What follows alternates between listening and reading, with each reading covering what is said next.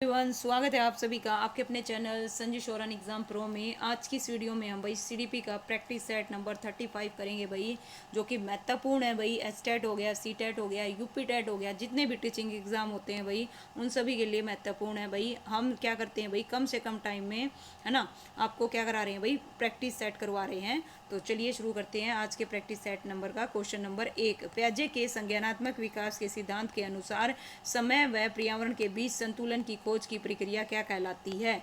सामान्यीकरण, संगठन, समावेशन, समायोजन। तो भाई इसका जो आंसर है क्या आएगा भाई, ऑप्शन है ए आएगा। क्या आएगा भाई, ए आएगा।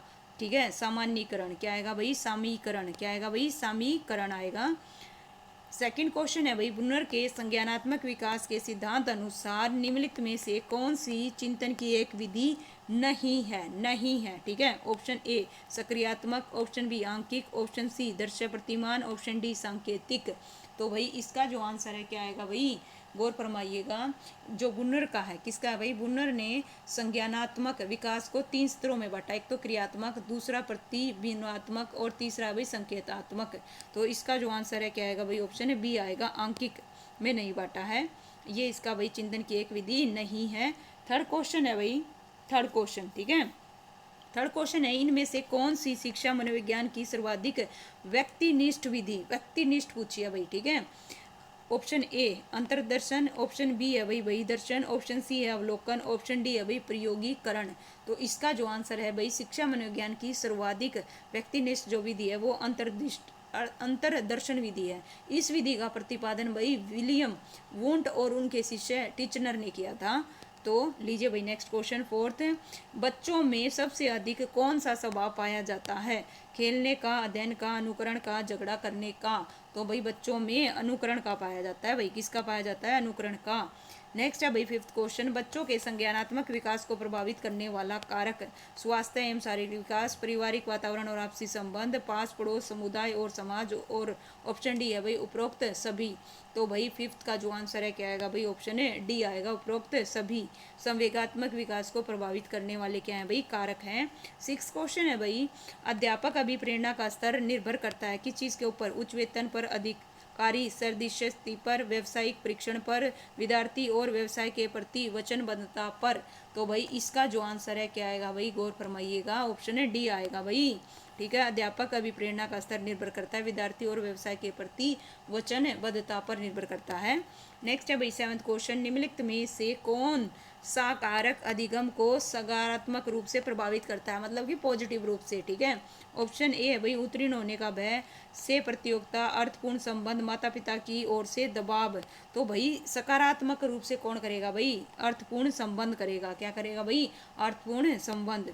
एट्थ है भाई, सीखना डैश है, सीखना क्या है भाई, सीखने वाले के संवेगों से प्रभावित नहीं होता, संवेगों से क्षीण संबंध रखता है। ऑप्शन सी है भाई, सीखने वाले के संवेगों से स्वतंत्र है, सीखने वाले के संवेगों से प्रभावित होता है।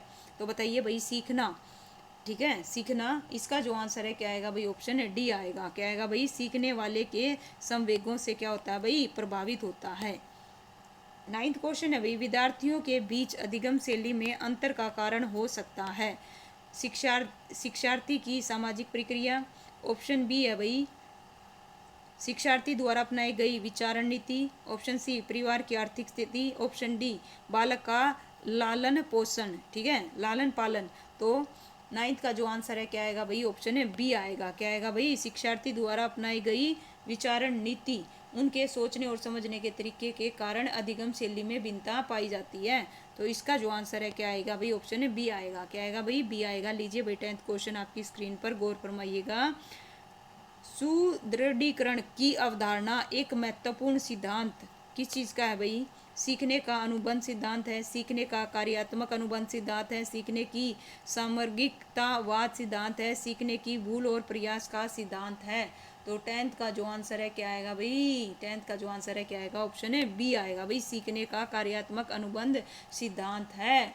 ये जो सिद्धांत है भाई, इस सिद्धांत को पुनर्बलन के नाम से भी जाना जाता है। किसके द्वारा दिया गया था भाई, स्किनर के द्वारा दिया गया था। किसके द्वारा भाई, स्किनर के द्वारा, ठीक है। नेक्स्ट है भाई 11th क्वेश्चन, शिक्षा का अति महत्वपूर्ण उद्देश्य है आजीविका कमाना, बच्चे का सर्वांगीण विकास, पढ़ना लिखना सीखना और बौद्धिक विकास। तो शिक्षा का अति महत्वपूर्ण उद्देश्य क्या है भाई? बच्चे का सर्वांगीण विकास। तो इसका जो आंसर है क्या आएगा भाई? ऑप्शन है बी आएगा।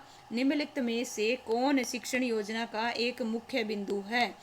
प्राध्यापक है, शिक्षक है, विद्यार्थी है, या इनमें से कोई नहीं? तो 12th का जो आंसर है क्या आएगा भाई? विद्यार्थी। क्या आएगा भाई? विद्यार्थी। 13 क्वेश्चन है, कक्षा में अनुशासन बनाए रखने के लिए सर्वाधिक प्रभावशाली उपाय क्या है?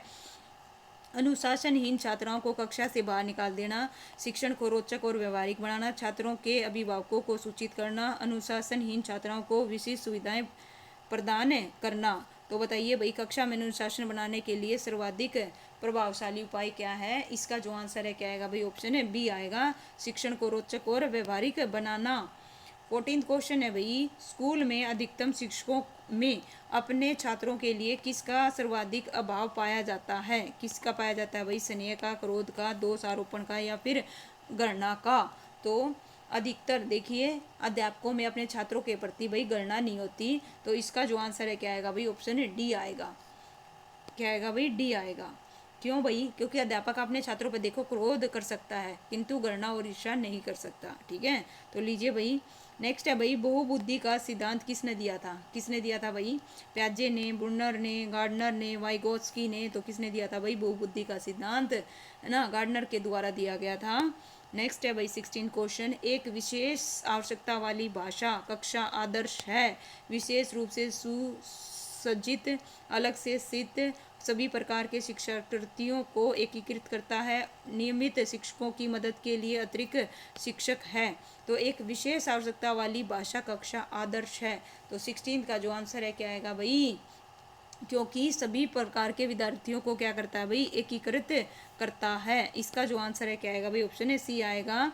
राष्ट्रीय दृष्टिबाधिता संस्थान कहाँ पे है भाई? NIBH कहाँ पे? शिमला में है, देहरादून है, कोलकाता है, या फिर दिल्ली में है? तो कहाँ पे है भाई?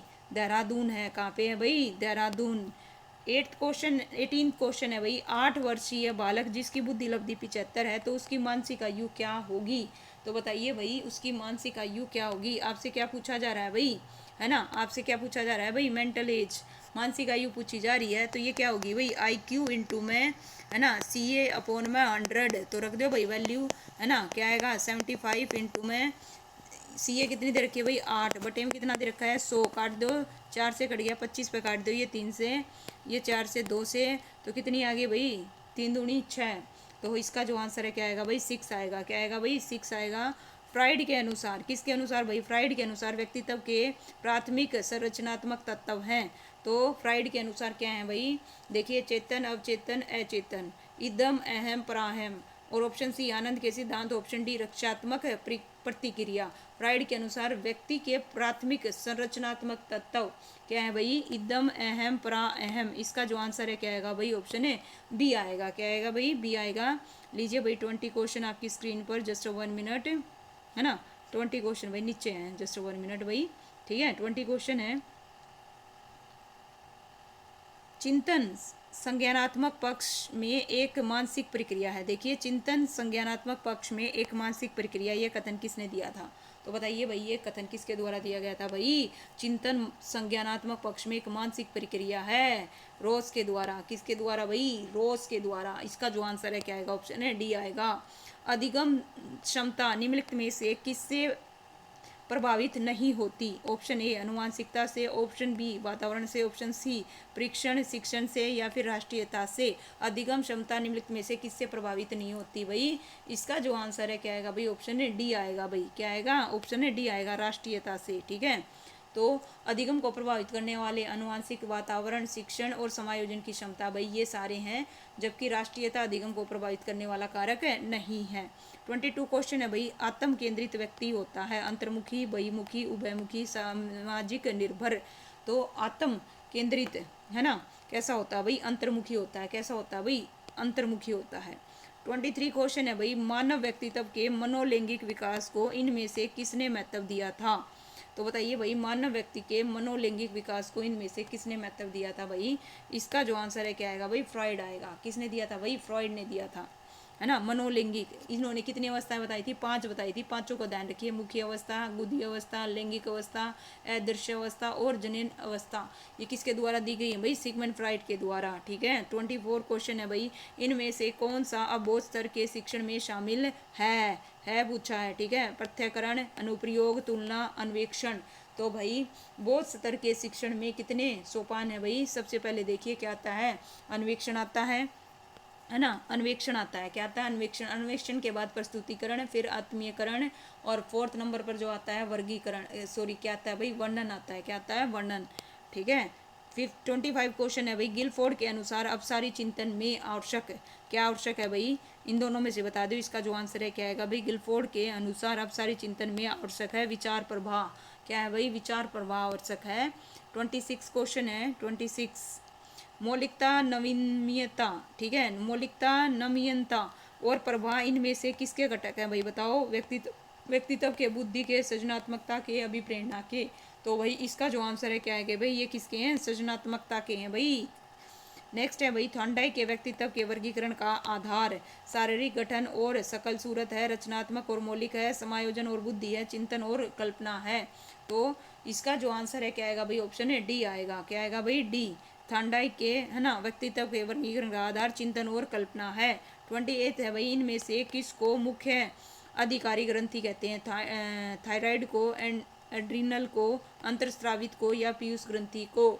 तो पीयूष ग्रंथि को भाई मुख्य अधिकारी ग्रंथि कहते हैं। क्या कहते हैं भाई, क्योंकि इस ग्रंथि के द्वारा ही अन्य ग्रंथियों को क्या है भाई, कंट्रोल या फिर निर्देशित किया जाता है। ठीक है। 29 क्वेश्चन है भाई, TAT का उद्देश्य इनमें से किसका मापन है। तो बताओ भाई, TAT है ना, किसके द्वारा भाई, इसका जो आंसर है क्या आएगा भाई, इसका जो आंसर है ऑप्शन है बी आएगा, अभिक्षमता। क्या आएगा भाई, अभिक्षमता। सीखना एक तरह के व्यवहार का शोधन है, विस्तार है, बचाव है, या प्रसार है। तो भाई सीखना एक तरह से व्यवहार का क्या है भाई, शोधन है। इसका जो आंसर है क्या आएगा भाई, ऑप्शन ए आएगा। लीजिए भाई, इस प्रकार से हमारा प्रैक्टिस सेट नंबर 35 भी होता है भाई कंप्लीट। और भाई मिलते हैं नेक्स्ट प्रैक्टिस सेट में, है ना। तो वीडियो को भाई लाइक कीजिएगा, चैनल को सब्सक्राइब कीजिएगा भाई। Thank you so much.